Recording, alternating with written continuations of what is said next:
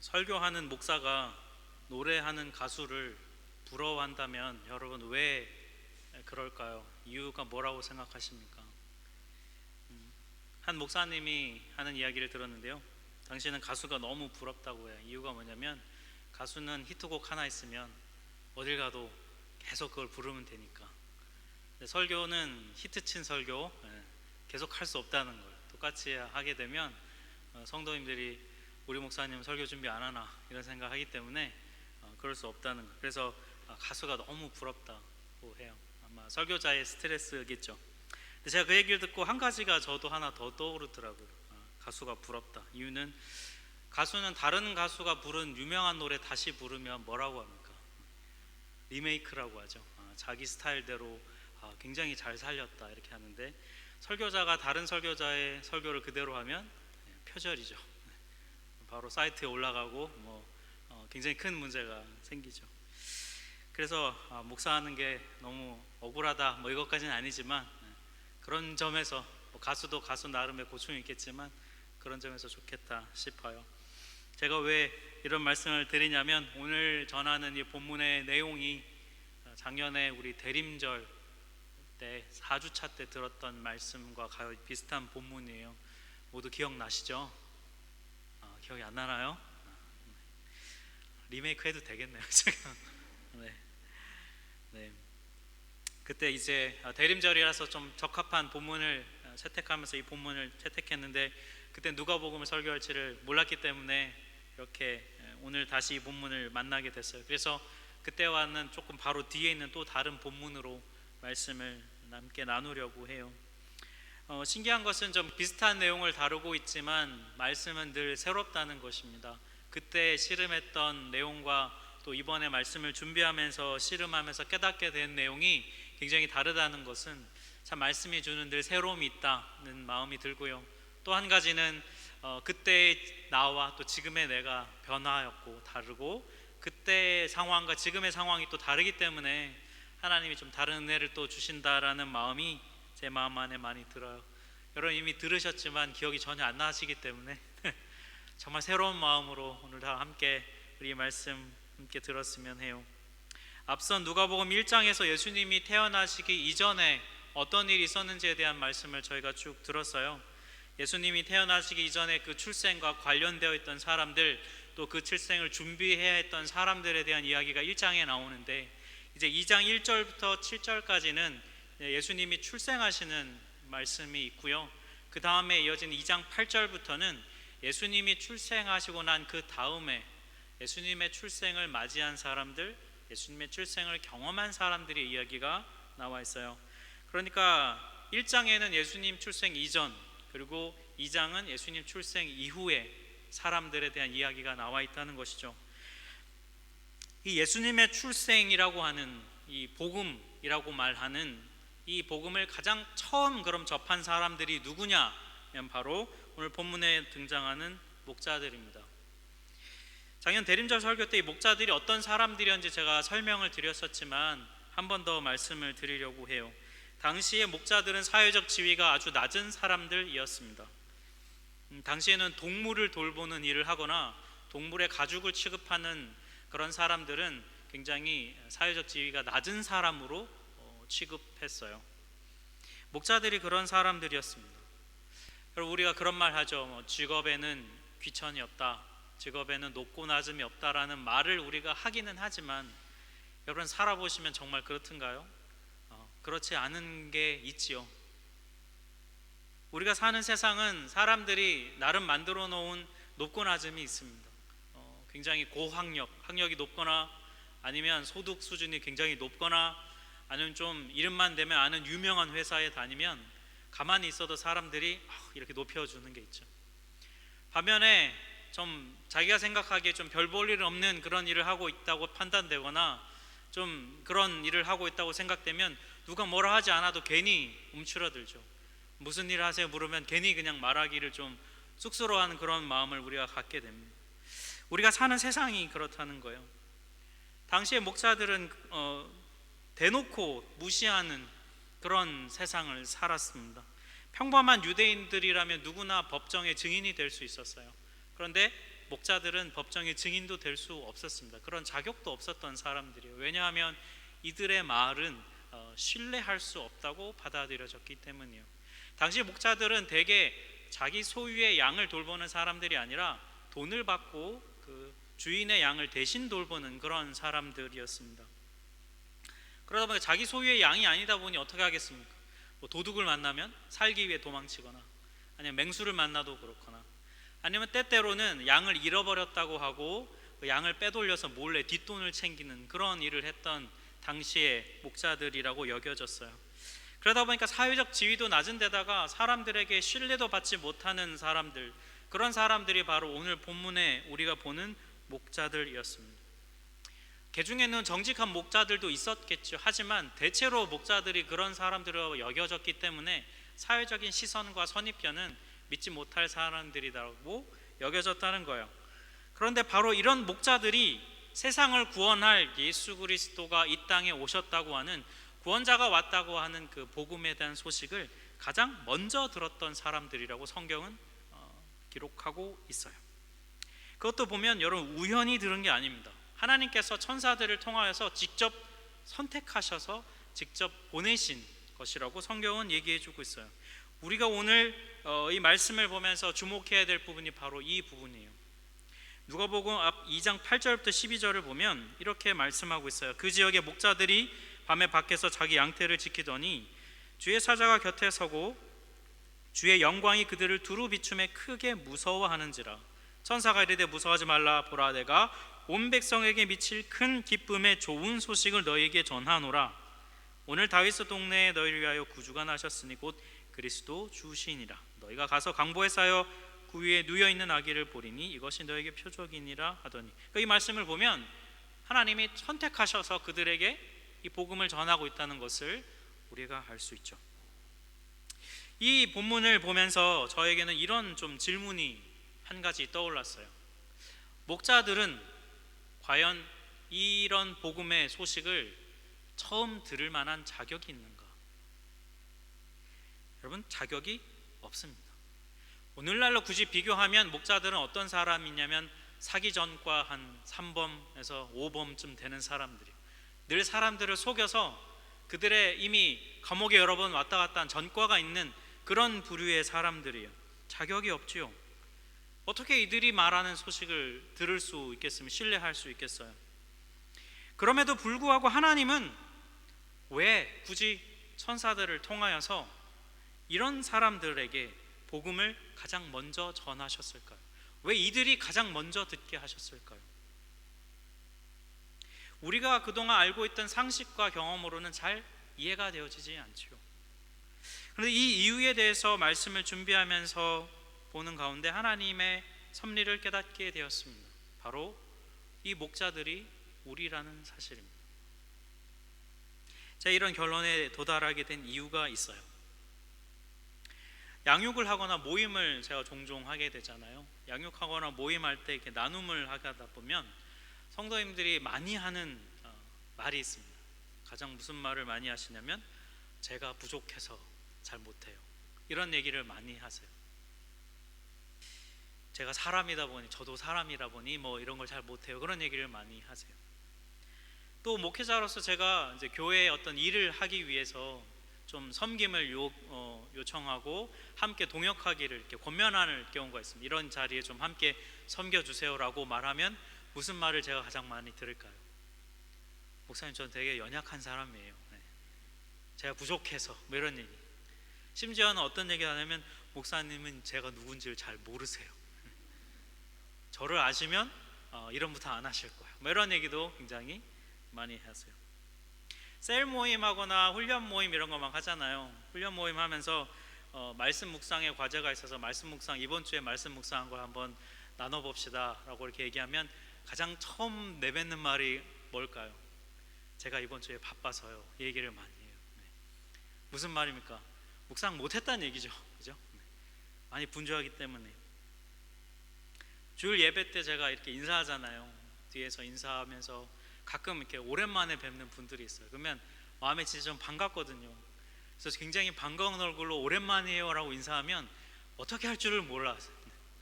어떻게든 빨리 빨리 저를 통과해서 예배당 밖으로 탈출하시는 모습을 보면 제가 다음 너무 반갑게 인사하면 안 되나 이런 생각이 듭니다. 좀 적당히 반갑게 인사해야 되겠다는 생각까지 들어요. 이 반응을 제가 쭉 종합을 해봤더니 이런 결론에 도달하게 됐어요. 우리 성도님들은 자기 자신에 대해 분명히 이렇게 생각하는 것 같아요. 나는 부족한 성도다. 나는 자격이 없는 성도다. 그런 생각들을 대부분 하고 계신 것 같아요. 맞나요? 아닌가요? 네. 제가 왜 이런 결론에 도달했냐면, 여러분 우리가 자기 스스로에 대해서 잘 알잖아요. 나의 모습, 남들에게 잘 보여지지 않는 신앙인으로서 부끄럽고 수치스러운 모습을 나는 알지만 남들에게 보여주지 않는 그 모습을 내가 알지요. 그러다 보니까 자기 자신을 생각하면 자신감이 없는 것이죠. 자격이 없다라고 생각할 때가 많이 있다는 거예요. 자기 자신의 마음 안에 뭐가 있는지, 자신의 생각이 얼마나 더럽고 추한지 자기 자신은 굉장히 잘 알고 있다는 거예요. 그런 점에서 보면 우리는 목자들과 같은 사람들입니다. 여러분, 우리는 자격이 없어요. 우리는 부족해요. 복음을 듣고 소유할 그런 자격이 없는 사람들입니다. 그런데 우린 목자들 같은 사람들인데 오늘 본문을 보면 목자들과 우리들이 조금 다른 면이 보여요. 본문 15절부터 16절을 보면 천사들이 이제 그 메시지를 들고 하늘로 떠나 올라갑니다. 그러자 목자들이 서로 이렇게 말해요. 이제 베들레헴으로 가서 주께서 우리에게 알리신 바 이 이루어진 일을 보자 하고 빨리 가서 마리아와 요셉과 구유에 누인 아기를 찾아서. 여기서 우리가 주목해야 할 두 가지 단어가 있는데, 첫 번째는 뭐냐면 빨리 가서이고요, 두 번째는 찾아서라는 동사입니다. 빨리 가서라고 하는 이 말 헬라어 원어로 찾아보면 무슨 뜻이냐면 굉장히 긴급하게 움직이다, 행동한다, 이런 뜻을 갖고 있습니다. 노트파일 상황이라는 것입니다. 굉장히 아주 급박하게 움직인다는 걸 뜻하고요. 그다음에 찾아서라고 하는 이 단어는 그 헬라어 원어를 보면 샅샅이 수색한다, 이런 의미를 가지고 있어요. 그러니까 지금 천사들로부터 복음의 이 엄청난 소식을 들은 목자들의 반응이 뭐냐면 굉장히 지금 흥분해서 이들이 굉장히 긴급하게 움직이면서 샅샅이 그 현장을, 구세주의 탄생 현장을 찾고 있다는 것입니다. 굉장히 좀 적극적으로 반응하고 있다는 뜻을 우리가 이 원어를 통해 알 수 있어요. 왜 목자들이 이랬을까요? 자격 없는 자신들이 들은 이 엄청난 소식, 세상을 바꾸고 새롭게 할 메시아가 태어난다는 소식을 자신들이 들었기 때문에, 정말 그 엄청난 특종을 들었기 때문에 정말 그러한지 그들은 확인하고 보고 싶었던 것이죠. 바로 이들에게 주어진 이 복음, 이들이 들을 수 없는, 자격 없는 자들이 가장 처음 듣게 된 이걸 가리켜 바로 우리가 은혜라고 말할 수 있죠. 여러분, 은혜가 뭔가요? 은혜라는 단어의 뜻은 자격 없는 자들이 받는, 값없이 받는 선물이 바로 은혜이죠. 여러분, 우리도 은혜를 입은 자들이 맞습니까? 여러분, 우리도 정말 복음을 듣고 받을 자격이 없는 그런 사람들이 여러분 맞나요? 여러분 자신에 대해 생각하실 때, 나는 정말 이 자리에 앉아 있을 자격이 없다, 나는 정말 이 복음을 가질 자격이 없다라는 마음이 여러분 드시나요? 우리가 머리로 그런 생각 많이 하거든요. 난 자격이 없다, 난 부족하다. 아까 제가 앞에서 말씀드렸지만 우린 그런 말 굉장히 많이 하거든요. 내 자신의 정직한 모습을 아니까. 그런데 우리는 자격 없는 우리가 은혜를 받았다고 생각하면서 왜 우리는 감사함이 없을까요? 자신 스스로에 대해서 부족하고 연약하다고 생각한다면서 신앙생활 잘 하고 있다고 생각하지 않고, 잘 못한다고 생각하고 있고, 늘 하나님께 늘 불순종한다고 생각하고 있고, 늘 예수 믿지 않는 사람들과 비교해봐도 나는 뭐 그렇게 특별히 다른 게 없는 것 같은, 그들과 비교해보아도 뭔가 특출난 게 없는 것 같은 나 같은 사람임에도 불구하고 그런 우리잖아요. 그런데 그런 우리임에도 불구하고 자격 없는 우리에게 예수는 자신의 생명을 주셨고 십자가에 놀라운 은혜를 주셨잖아요. 근데 왜 우리에게는 감사함이 없을까요? 왜 우리는 십자가 은혜 앞에 그렇게 무덤덤할까요?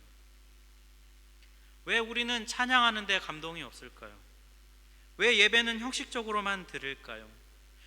그 은혜가 우리 안에 깊어져서 시간이 지날수록 더 자격 없는 자신을 보면서 감사가 더 커져야 되는데 왜 우리는 시간이 지날수록 오히려 감사는 사라지고 원망과 불평만 더 커질까요? 여러분, 십자가의 은혜와 예수님께서 사람이 되어 오신 이 복음 앞에서 정말 진실되게 감사하다는 마음으로 진실하게 고백해 보신 적이 여러분 가장 최근이 언제이신가요? 마음에서 정말 우러나오는, 나같이 자격 없는 사람에게 복음의 은혜가 주어진 것에 대한 진실한 고백을 해보신 적 있습니까? 여러분, 우리는 우리의 삶을 잘 가만히 들여다보면 우리는 정말 배은망덕합니다. 은혜를 잘 몰라요. 받은 은혜가 참 큰데 우린 정말 감사할 줄 잘 몰라요. 여러분, 억지로 감사하는 거 싫으시죠?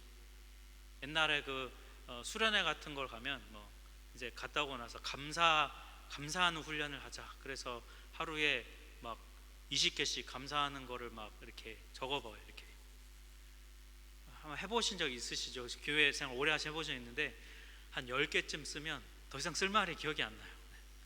그 쓰는 게 스트레스예요. 아침에 눈 뜨게 해주신 거 감사. 오늘 맛있는 거 밥 주신 거, 오늘 버스가 제 시간에 온 거 감사.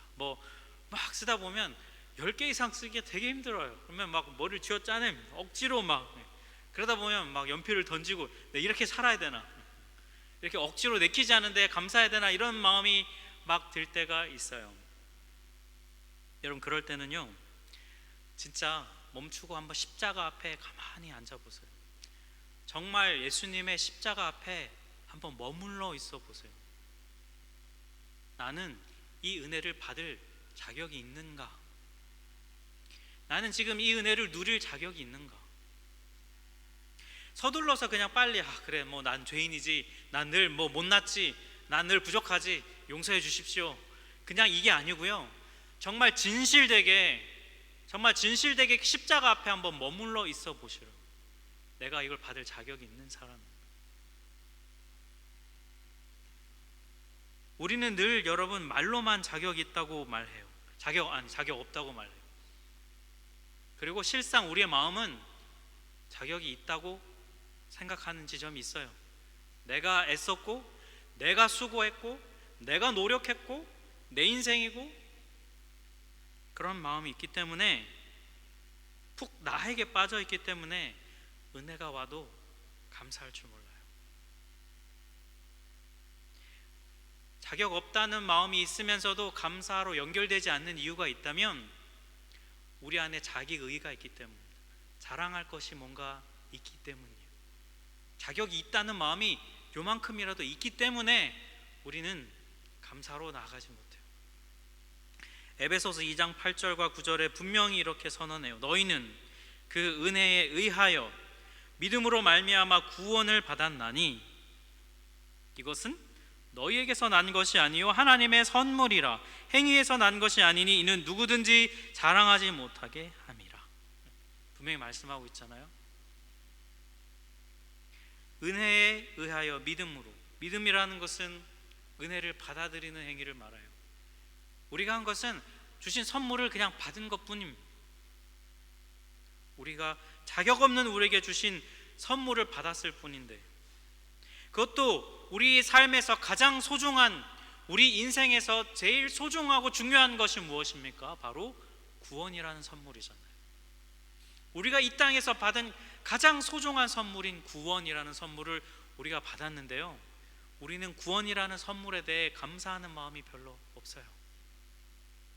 그리고 제껴놓고 우리의 삶을 둘러보면서 자꾸 부족한 것만 눈에 들어오죠. 자꾸 안 되는 것만 눈에 자꾸 들어와요. 그래서 염려하고 불평하고 원망하고 짜증내고 분노하는 것이 바로 우리의 모습이에요. 사랑하는 성도 여러분, 우리가 구원을 잃으면 모든 것을 잃어버리는 것 아닙니까? 그 모든 것, 가장 소중한 구원을 선물로 우리가 받았으니 이 구원에 대한 감사를 회복하시기를 바랍니다. 여러분, 우리의 삶이 여기에서 시작해야 돼요. 다른 것이 아니라 이 지점에서 시작해야 합니다. 목자들처럼 은혜에 감사하는 그 마음으로 흥분하여서 빨리 가서 샅샅이 찾는 그 마음이 우리에게 필요해요. 바로 그 모습이 무슨 모습이냐면 자격 없는 자가 은혜를 받았을 때 보이는 모습입니다. 자격 없는 사람이 은혜를 받으면 그러면 여러분 그들을 통해 무슨 일이 벌어질까요? 오늘 보면 17절부터 19절을 보면 이렇게 말씀해요. 천사가 자기들에게 이 아기에 대하여 말한 것을 전하니 목자들이 전했습니다. 그랬더니 듣는 자가 다 목자들이 그들에게 말한 것들을 놀랍게 여기며 이르되 마리아는 또 이 모든 말을 마음에 새기어 생각하니라. 앞에서 말씀드렸지만 목자들은 어떤 사람이었습니까? 그들의 말을 신뢰할 수 없는 사람들이었습니다. 신뢰를 잃어버린 사람들이에요. 근데 이들이 전한 말을 사람들이 듣고 놀랬어요. 그리고 심지어 마리아는 그들의 말을 마음에 새겼습니다. 어떻게 여러분 이게 가능할까요? 목자들의 말에 진심이 담겨 있었기 때문입니다. 여러분, 진짜 마음에서 우러나오는 진심의 말 있잖아요. 그 말은 힘이 있어요. 진심으로 말하면 눈빛도 다르고 그리고 말하는 톤도 달라요. 분위기가 달라요. 느낄 수 있습니다. 아, 진심으로 말하고 있구나. 진심이 담겨있는 신앙의 고백은 성령께서 역사하십니다. 힘이 있어요. 그리고 하나님은 그런 자들을 통해서 당신의 복음이 전해지기를 원하시죠. 사랑하는 우리 성도 여러분, 우리가 자격이 없는 사람들이에요. 내가 무슨 복음을 얘기해, 이런 내가 무슨 예수님을 말하나, 그런 마음이 우리 안에 많이 있지요. 하지만 여러분, 우리가 경험한 복음이 진실된다면, 내가 만난 그 예수님이 정말 진실된 진심의 마음이 있다면 거기에는 힘이 있어요. 그리고 성령께서 그것을 통해 역사하시죠. 우리가 말을 잘하고 못하고는 중요하지 않습니다. 우리가 어떤 사람인가 중요할 수 있지만 중요한 건 그 순간 우리가 진심을 담아 고백하면 성령님은 일하세요. 여러분, 셀 모임에서 성도 간의 나눔 시간에 서로 이야기하잖아요. 그렇게 얘기하고 나누다 보면 어떤 분의 나눔과 이야기가 마음에 감동이 될 때가 있습니다. 마음에 막 도전이 될 때가 있어요. 그때가 언제냐면 정말 진심으로 말할 때, 중심으로 고백할 때. 우리 대부분은 말할 자격이 없다고 생각되면 어떻게 합니까? 입을 다물 때가 많잖아요. 이런 내가 무슨 얘기해봐야 무슨 소용이 있나. 그래서 말을 얘기하지 않을 때가 있어요. 나 같은 사람 얘기해서 뭘 할까? 하지만 여러분, 그렇지 않습니다. 신뢰받지 못했던 목자들이 진심을 담아 이야기할 때 그 얘기를 들었던 사람들의 마음에 놀람이 있고 그 얘기를 들었던 사람의 마음에 그것이 심겨지는 그런 역사가 있었어요. 우리는 자격이 없지만 하나님은 그런 우리의 눈과 마음이 열려서 이 복음 앞에 은혜로 반응하기를 하나님은 원하세요. 그리고 그런 우리를 통해서 그 복음이 전해지길 원하십니다. 그러니 사랑하는 성도 여러분, 복음이라고 하는, 은혜라고 하는 이 선물이 우리에게 주어졌으니 여러분의 것으로 가지시고 뺏기지 마십시오. 그 포장을 끌고 뚜껑을 열어서 내용물을 확인하고 그 내용물을 가지고 즐거워하면서 갖고 누리세요. 여러분의 것입니다. 나의 것이에요. 그냥 의뢰히 좋은 말로 우리가 셀 모임이나 나눔에서 할 게 아니라 진짜 내 안에 진실한 이 복음이 소중하다는 것을 누리고 나누셨으면 좋겠어요. 누가복음 2장 20절을 보면 오늘 마지막 절은요, 이렇게 마무리해요. 목자들은 자기들에게 이르던 바와 같이 듣고 본 그 모든 것으로 인하여 하나님께 영광을 돌리고 찬송하며 돌아가니라. 오늘 본문이 하나님께 영광 돌리고 찬송함으로 마무리되고 있습니다. 근데 그 내용이 무엇이냐면 바로 그들이 듣고 본 그 모든 것입니다. 바로 복음이죠.